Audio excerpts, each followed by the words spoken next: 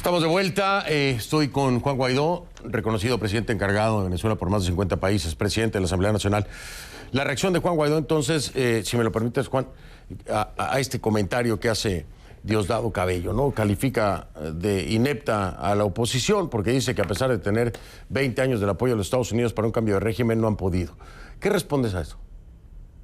Bueno, varias cosas. Lo primero que trata de hacer Diosdado Cabello es polarizar con Estados Unidos, tratar de minimizar la actuación de la oposición venezolana para tratar de hacerse ver fuerte, cosa que no es así. Somos mayoría, construimos mayoría, hemos conseguido el respaldo de países del mundo, ya de parte de las Fuerzas Armadas, tenemos autoridad en el país, tenemos el respaldo sobre todo, y lo más importante creo, de nuestros ciudadanos y de la Constitución. Así que lo que intenta hacer Diosdado es tratar de caricaturizar lo que estamos haciendo, cosa que no va a lograr.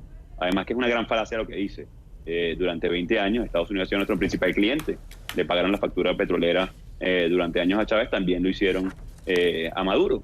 ¿Y qué hicieron con eso? Sexto año consecutivo que hoy Venezuela se contrae su PIB, 2.300% de inflación, 7 millones de venezolanos en emergencia humanitaria, reconocido así incluso por la ONU, niños en riesgo de muerte por deshidratación, incluso no solamente falta de comida, deshidratación. Entonces, lo que da es, si no diera tanta tristeza y dolor, diera risa incluso el comentario de quien durante 20 años controlaron los fondos públicos de Venezuela, multimillonarios por cierto, de cara al boom de los commodities, de cara a lo que significó la renta petrolera en Venezuela. Hoy lo que es cierto, que los Estados Unidos respaldan la lucha constitucional de Venezuela, de los ciudadanos, como lo hace Canadá, como lo hace el Grupo de Lima, como lo hace Europa, lo cual de nuevo agradecemos. Así que mientras hoy la Asamblea Nacional Constituyente sesionó luego de un mes, la última vez que sesionó, lo que dirige Cabello, que es una reunión del PSV, fue para llenarme la inmunidad parlamentaria a mí. Hoy lo hace también para perseguir. Ya no gobiernan ni siquiera, ya no hablan de la luz en Maracaibo, no hablan de la comida, no hablan del agua,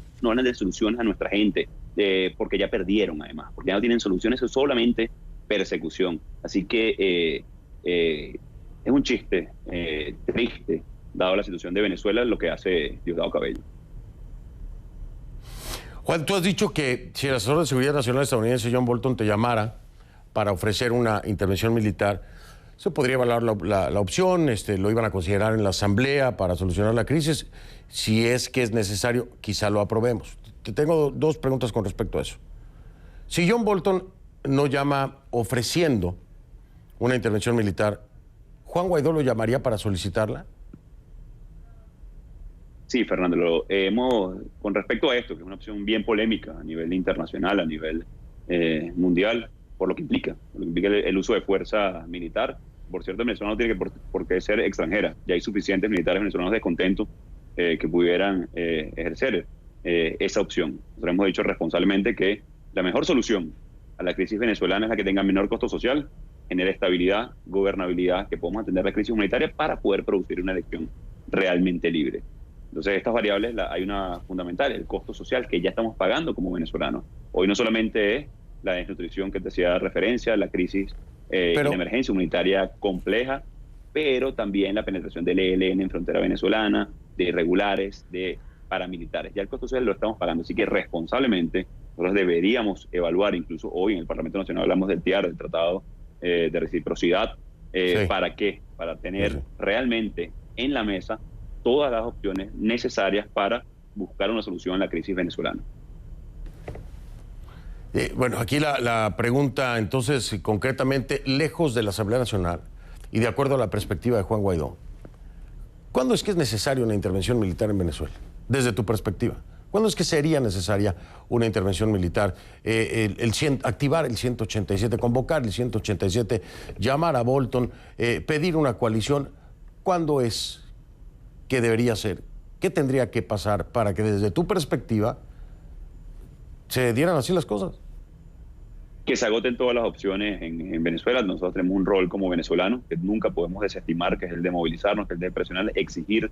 Tenemos una gran oportunidad también con los empleados públicos, con la huelga cívica nacional. Tenemos una gran oportunidad también de cara a una transición rápida, de cara a una elección libre, realmente libre en el corto plazo, con el compás no solamente de las Fuerzas Armadas, sino de muchos que pueden ponerse del lado de la Constitución en el corto plazo. Ahora, si Maduro decide radicalizar, detener a todos los diputados, cerrar el Parlamento Nacional, decide cerrar cualquier opción real de una solución a la crisis, bueno, responsablemente tenemos que evaluar esa opción, y no es que vamos a hacer las llamadas, es que nosotros hemos hablado, por supuesto, con nuestros aliados, hace poco, por cierto, el presidente Lenín Moreno hablaba de la doctrina Rol 2, lo hizo en la OEA, que es la de proteger a los ciudadanos por sus derechos humanos, por la vida, por el poder vivir dignamente. Entonces, no solamente son los Estados Unidos, incluso el presidente Lenín Moreno asomó una opción similar. ¿Cuál es la mejor opción? La que todos queremos, la que sea más rápida, la que genere mayor oportunidad para Venezuela, que tengamos estabilidad, gobernabilidad,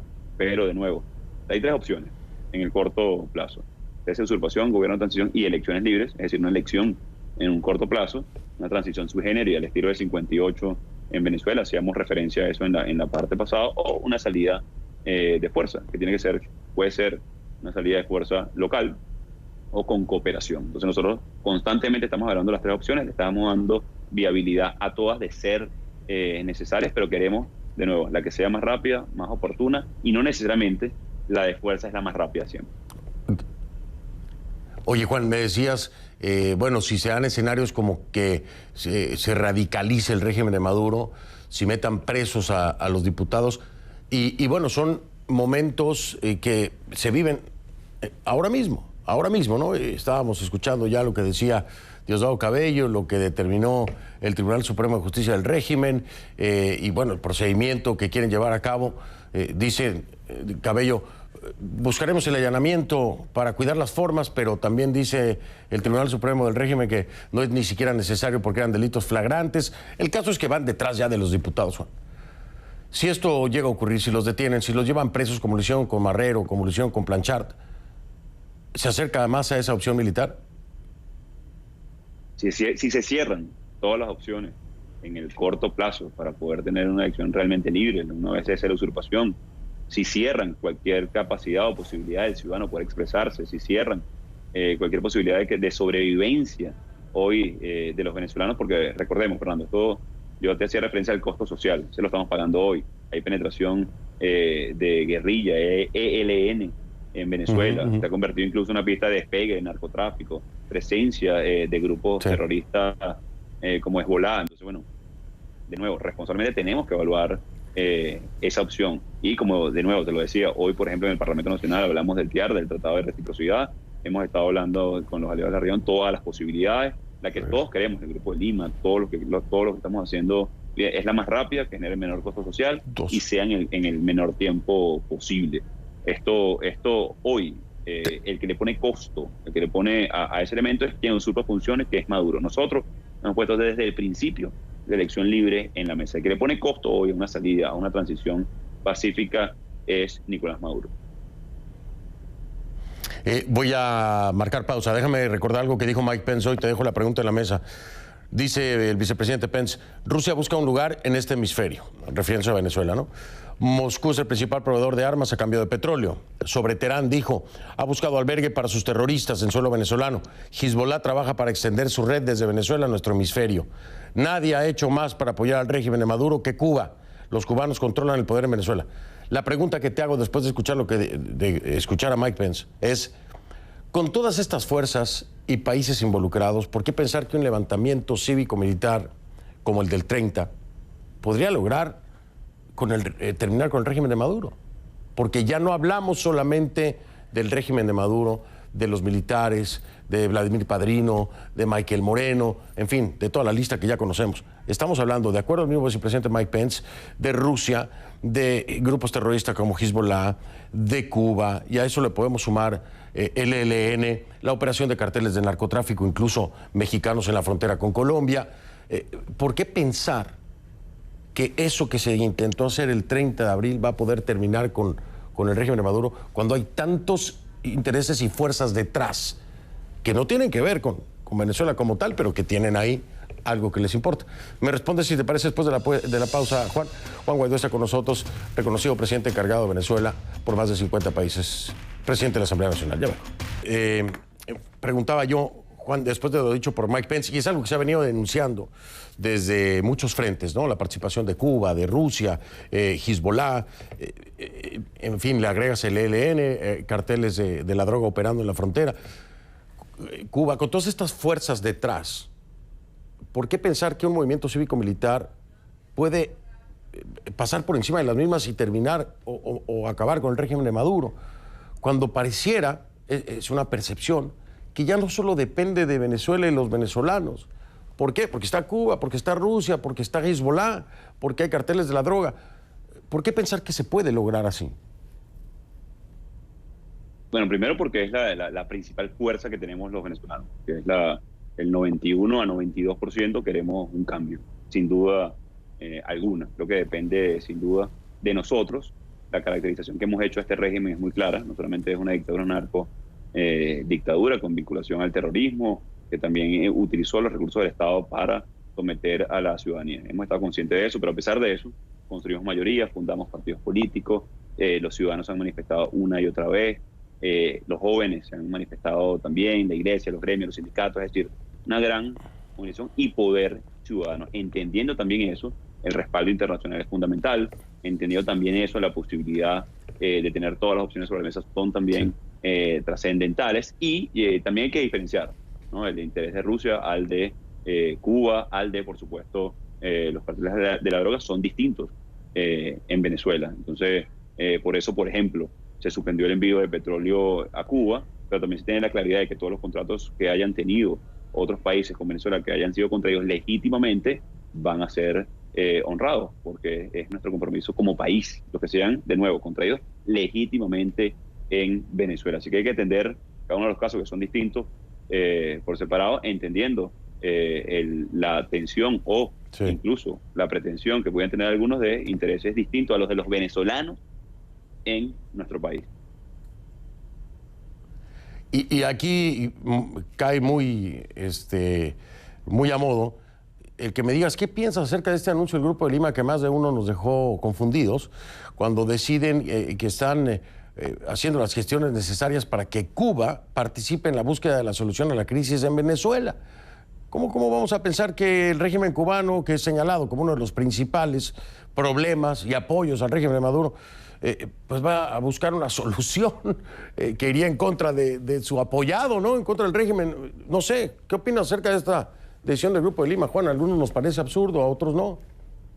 No, lo primero es que es acertado saber que Cuba tiene gran incidencia sobre Maduro, tanto que el primer nivel de seguridad lo controla Cuba. La inteligencia y contrainteligencia a los militares venezolanos también los controla y los ejerce Cuba. Ahí lo que está diciendo el Grupo de Lima es no te metas más con Venezuela. Es decir, ¿qué prefieres? ¿Tener ahí una influencia o incidencia que ya ni siquiera Petro está recibiendo, o poder contar con el resto de la región? No estamos esperando en este momento ninguna buena voluntad de Cuba, ni mucho menos. A través de la presión que hemos ejercido, por ejemplo, con la suspensión del envío de petróleo, también lo que ha hecho de manera muy determinada los Estados Unidos, también se le viene a sumar, en este caso, el Grupo de Lima, para tratar de contener lo que está haciendo Cuba durante años sobre Venezuela. En ningún momento se parte de que van a hacerlo por buena voluntad o lo van a hacer de manera tranquila, porque sabemos la influencia, la incidencia que tienen directamente incluso sobre Maduro, sobre los organismos de inteligencia del Estado e incluso con los de contrainteligencia. Sí. Bien, déjame ahora entrar en un tema que a muchas personas le interesa, que se habló precisamente hoy en la Asamblea, el TIAR, y que ya lo has mencionado tú. ¿Qué es el TIAR? Es el Tratado Interamericano de Asistencia Recíproca, lo firmaron en 1947 en Río de Janeiro, y es un mecanismo defensivo mutuo, ¿no?, que puede ser invocado por cualquier país del continente. Es decir, en resumidas cuentas, si atacan a alguien del grupo, del TIAR, se considera una agresión para todos los que conforman ese grupo y entonces saldrían a la defensa. No fue accionado así, por ejemplo, con las Malvinas en Argentina, ¿no? Estados Unidos decidió aplicar los acuerdos de la OTAN y por eso tendría que apoyar a sus aliados. En fin, es algo al que parece que no ha tenido mucho arraigo, mucha fuerza y no se ha aplicado pues mayormente con éxito. ¿Por qué tratar de regresar al TIAR, Juan, que finalmente habla de una intervención que pudiera ser militar también de todos los integrantes del mismo? ¿Por qué traer a la mesa de nueva cuenta el TIAR? ¿Cuál es la intención que hay en el fondo? Sí, primero quiero aprovechar esa palabra, Fernando, intervención. La única intervención que existe hoy en Venezuela es precisamente la de los cubanos, incluso la presencia de aviones militares rusos no autorizados en nuestro país. El único que puede autorizar cooperación militar extranjera en Venezuela es la Asamblea Nacional. Eso es importante decirlo. En Venezuela solamente hay un antecedente de cooperación militar extranjera, y fue en 1819 cuando Bolívar autorizó el ingreso de 5.000 legionarios británicos al país para la lucha independentista. Lo digo de esta manera porque, de nuevo, debemos nosotros responsablemente evaluar las opciones para liberar a Venezuela, para recuperar nuestra democracia, nuestra libertad, siempre y cuando, y es el foco, podamos nosotros generar bienestar a la ciudadanía, generar estabilidad, gobernabilidad y tener una elección, de nuevo, realmente libre, que sean los venezolanos que decidan el futuro. Y en ese espectro de posibilidades debemos prepararnos y, bueno, y el TIAR, el Tratado de Reciprocidad, es una opción para Venezuela de ser necesario. Sí, pero te lo decía porque dice que cada una de las partes contratantes se compromete a ayudar a hacer frente al ataque en ejercicio del derecho inminente de legítima defensa individual o colectiva que reconoce el artículo 51 de la Carta de las Naciones Unidas. Pero bueno, eso todavía no está en firme. Se va a seguir trabajando para poder reactivarse Venezuela, porque Venezuela está afuera, reactivarse Venezuela, de nuevo entrar al TIAR. ¿Se va a seguir empujando por eso, Juan? Vamos a trabajar en tener a Venezuela no solamente en el TIAR, sino también, por ejemplo, en la Corte Interamericana de los Derechos Humanos, restablecer nuestro pleno funcionamiento en el sistema interamericano. En algún momento el régimen de Maduro intentó separarnos. Debemos tener plena participación diplomática, de cooperación internacional, de mejor interrelación con todos los países vecinos.